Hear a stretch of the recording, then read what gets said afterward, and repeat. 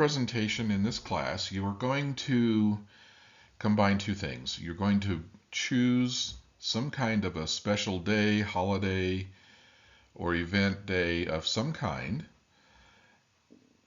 with some significant exceptions, which I list in the description of the assignment. So you're not going to use any major U.S. holidays. So Independence Day is out, Thanksgiving is out, Christmas is out.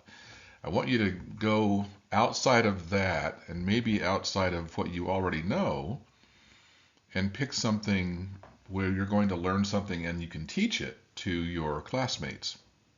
And you're going to use presentation aids, which can be a slideshow, or you can use aids as part of your presentation on camera. Let's say you're going to do something on Dia de los Muertos, Day of the Dead in Mexico. You can maybe dress up in one of the traditional costumes or show how the makeup is put on or how they put various things on tables to commemorate the dead, that sort of thing. So use your imagination, have some fun with it. At any rate, you'll choose your selected event and then you're going to combine that using presentation aids. That's this assignment.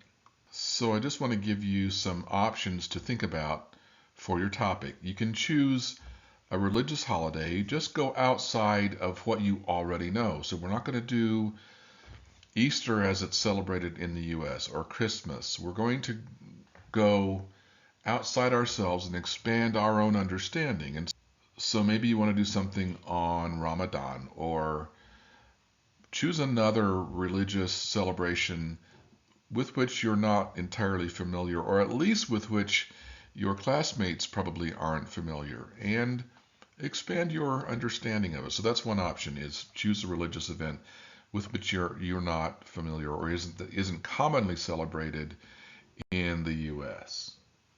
Or you can choose to get a little silly. Pick a day. I mean, everything has a day nowadays, and so pick one that you find interesting or you think you can have some fun with, and do some additional research on it and do a presentation on that. So I've provided 4 options here. There are literally hundreds of different silly days, and it's fine. Pick one of those and tell us about it and explain why you chose it.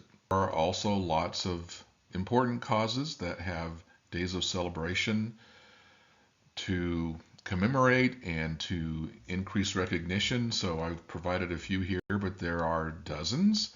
So if you find a particular cause interesting or important, or you want to help your classmates understand it, or you want to understand it more, choose that day and do your additional research. Another option is to pick a holiday that isn't centered in the US. So, and there are again thousands of those you can choose from. Pick your country and learn about a holiday there. Now, don't pick how a holiday generally celebrated in the US is celebrated in a foreign country. So don't pick Christmas as celebrated in Brazil. Don't pick Easter as celebrated in Italy. Pick something that is unique to a country or culture.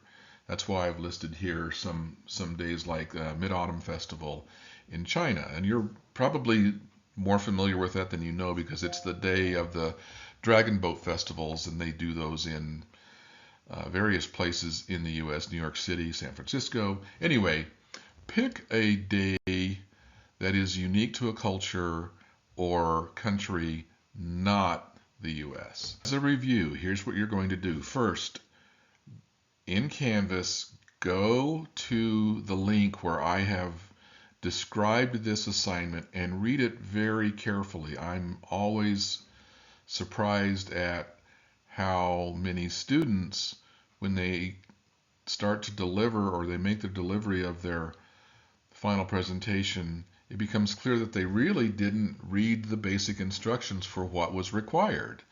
And I know you get busy, and I know that particularly as we get toward the end of the semester, things get hectic.